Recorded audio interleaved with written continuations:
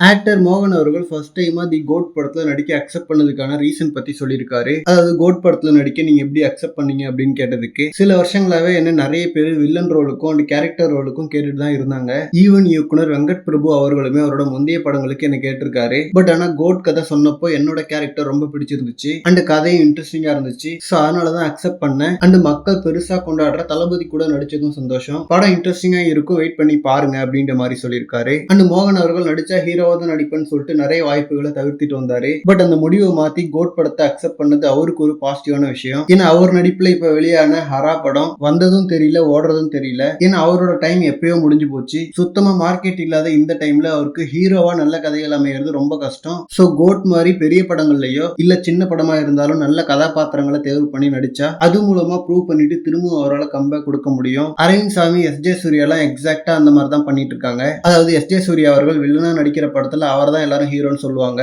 But our hero நடிக்கிற படங்கள் பாக்குற அளவு கூட இருக்க மாட்டுது. சோ ஹீரோவா நல்ல ஒரு சாலிடான கதைகள் கிடைக்கிற வரைக்கும் இந்த மாதிரி வில்லன் அண்ட் கேரக்டர் ரோல் பண்ணிட்டு லைம் லைட்ல இருக்கிறது தான் ஸ்மார்ட்டான விஷயம். ஓகே ஃப்ரெண்ட்ஸ், இந்த மாதிரி ஹாட்டான அப்டேட்ஸ்க்கு நம்ம விஜய் ஃபோர்ட் சேனலை சப்ஸ்கிரைப் பண்ணுங்க. தேங்க்யூ.